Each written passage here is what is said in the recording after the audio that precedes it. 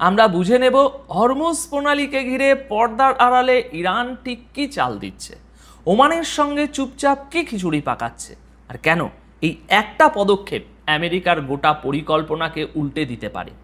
তাহলে চলুন শুরু করা যাক ট্রাম্পের ঘোষণা দিয়েই। ট্রাম্প জানিয়েছেন ইরানের সঙ্গে নতুন করে পরমাণু আলোচনা শুরু হচ্ছে আজ, অর্থাৎ ৩রা আগস্ট থেকে। যুদ্ধের ঠিক মাঝখানে আবার কূটনীতির একটা দরজা খুলে যাচ্ছে বলে মনে হচ্ছে। বিভিন্ন প্রতিবেদন অনুযায়ী ট্রাম্প বলেছেন ইরানের উপর বড় হামলা তিনি এই কারণে পিছিয়ে দিয়েছেন যে আমেরিকার একাধিক বন্ধু দেশ তাকে হামলা না করার অনুরোধ জানিয়েছিল। ট্রাম্পের কথা ছিল অনেকটা এরকম, যখন আপনার মিত্ররা বলে হামলা থামান, তখন একবার থেমে দেখা উচিত, কারণ মিত্ররা মনে করছে এখনও একটা চুক্তি হওয়া সম্ভব। ট্রাম্পের ভাষ্য অনুযায়ী আজ থেকে শুরু হতে যাওয়া এই আলোচনায় সবচেয়ে বড় দুটি বিষয় থাকবে, হরমুজ প্রণালী আর ইরানের পরমাণু কর্মসূচি। তিনি আরও জানিয়েছেন সৌদি আরবের ক্রাউন প্রিন্স মোহাম্মদ বিন সালমানও তাকে হামলা না করার অনুরোধ করেছিলেন।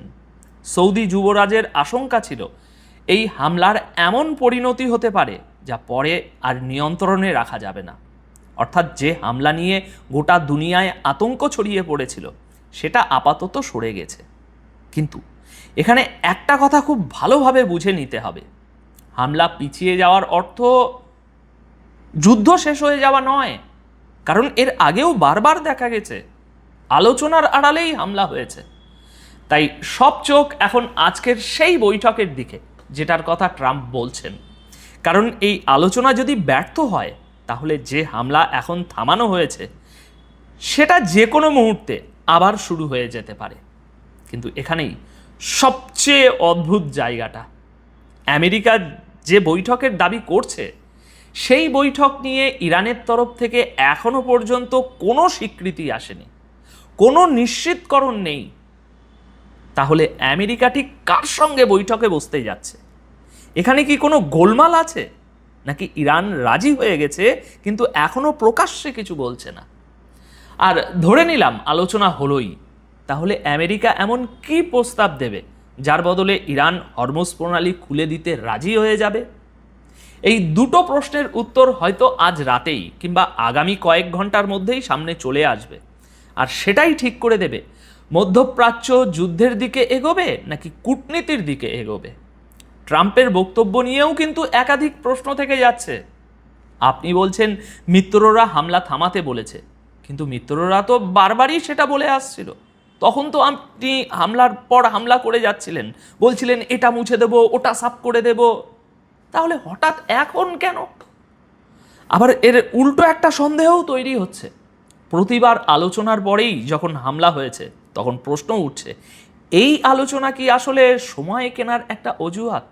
আমেরিকা কি নিজের জন্য একটু সময় নিচ্ছে যাতে বড় হামলা বা চূড়ান্ত হামলার প্রস্তুতি গুছিয়ে নেওয়া যায়? তবে এটা নিশ্চিতভাবে বলার উপায় নেই, এটা আপাতত অনুমানের জায়গাতেই থাকছে। এবার আসা যাক সবচেয়ে গুরুত্বপূর্ণ জায়গায়। ট্রাম্প যে হরমুজ প্রণালী খুলে দেওয়ার স্বপ্ন দেখছেন, সেই হরমুজ নিয়েই ইরান পর্দার আড়ালে এমন একটা চাল দিয়েছে যা আমেরিকার গোটা কৌশলের উপর জল ঢেলে দিতে পারে। একদিকে ট্রাম্প চাইছেন হরমুজ আবার খুলে যাক, যাতে দুনিয়াকে দেখানো যায় যে এই অত্যন্ত গুরুত্বপূর্ণ সমুদ্রপথের নিয়ন্ত্রণ এখন আমেরিকার হাতে। আর অন্যদিকে ইরান চুপচাপ ওমানের সঙ্গে এমন এক ব্যবস্থা তৈরি করছে যা ট্রাম্পের সেই স্বপ্নটাকে অসম্পূর্ণ রেখে দিতে পারে। ইরানের গোটা চালটা আসলে এক লাইনে বোঝা যায়, ইরান এমন কিছু করতে চাইছে যাতে হরমুজের উপর তার নিয়ন্ত্রণও থাকে, কোনো আরব দেশ তার উপরে ক্ষুব্ধও না হয়, আর আমেরিকা নামের দেশটা হরমুজ থেকে বেরিয়ে যায়। এবার দেখুন ইরানের তরফ থেকে ঠিক কী বলা হয়েছে। ইরানের পররাষ্ট্রমন্ত্রী আব্বাস আরাগাচি গতকাল ২রা আগস্ট রাতে মন্ত্রিসভার বৈঠকের পর জানিয়েছেন হরমুজ প্রণালী নিয়ে ইরান ও ওমানের মধ্যে চলা আলোচনা এখন শেষ পর্যায়ে পৌঁছে গেছে। আরাগাচির বক্তব্য অনুযায়ী হরমুজ সংক্রান্ত নানা ব্যবস্থাপনা নিয়ে দুই দেশের মধ্যে লাগাতার কথা চলছে এবং এই আলোচনা চূড়ান্ত হওয়ার খুব কাছাকাছি। তিনি বলেছেন দুই পক্ষের মধ্যে পরামর্শ চলছে এবং খুব শীঘ্রই এই বিষয়ে চূড়ান্ত ফলাফল সামনে আসতে পারে। এখন প্রশ্ন হচ্ছে, হরমুজ প্রণালীতে কি শেষ পর্যন্ত ইরানই জিততে চলেছে? যে উদ্দেশ্য নিয়ে ইরান হরমুজ বন্ধ করেছিল সেই উদ্দেশ্যে কি সে সফল হতে যাচ্ছে? এই প্রশ্নটা উঠছে কারণ আজ ৩রা আগস্ট ইরানের পররাষ্ট্র মন্ত্রণালয়ের সূত্র ধরে খবর এসেছে যে মুখপাত্র ইসমাইল বাঘে বলেছেন হরমুজ প্রণালীতে একটি নতুন সমুদ্রপথ নিয়ে ইরান ও ওমান একটি সমঝোতার খুব কাছাকাছি পৌঁছে গেছে।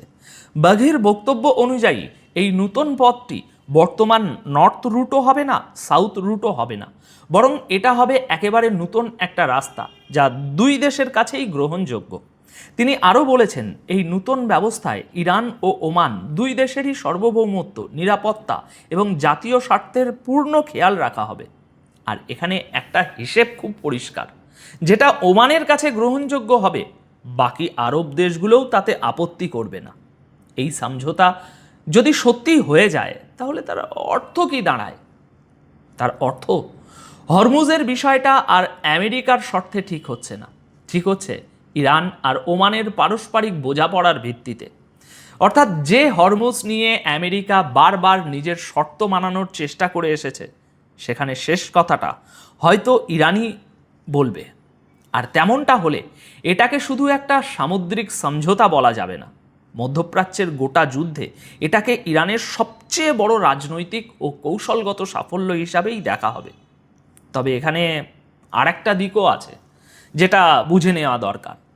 ইরান আসলে এমন একটা রাস্তা বের করার চেষ্টা করছে যেখানে হরমুজ খুলে যাওয়ার পর আমেরিকা আর ইরান দুপক্ষই বলতে পারবে যে তারা নিজেদের উদ্দেশ্য পূরণ করেছে, তারাই জিতেছে।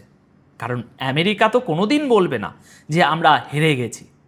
মনে রাখবেন, এখানে প্রত্যেকেই বলবে আমরা জিতেছি, ইরানও বলবে, আমেরিকাও বলবে। তাই এমন একটা ব্যবস্থা বের করতে হবে যাতে সবাই নিজের জয়ের যে ঢাক সেটা বাজাতে পারে, দেখাতে পারে।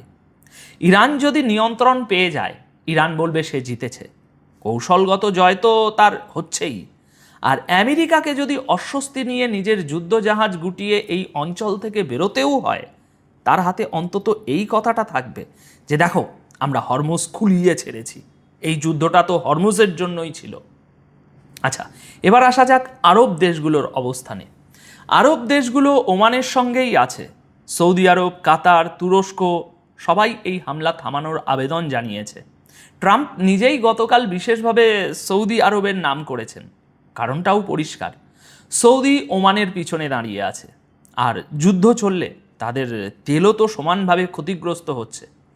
তাই হামলা থামানোর আবেদনের পিছনে সম্ভবত এই হিসেবটাই কাজ করছিল যে ইরান আর ওমানের মধ্যে হয়তো ভালো একটা ফল বেরিয়ে আসবে, আর সেটা বেরিয়ে আসছে বলেই মনে হচ্ছে। এখানে আরেকটা বিষয় খেয়াল করবেন, ইরান আর সৌদি আরব প্রকাশ্যে কখনো একে অপরকে গালাগাল করে না। সরকারগুলো ভিতরে ভিতরে নিজেদের জাতীয় স্বার্থের জন্যই কাজ করে যায়।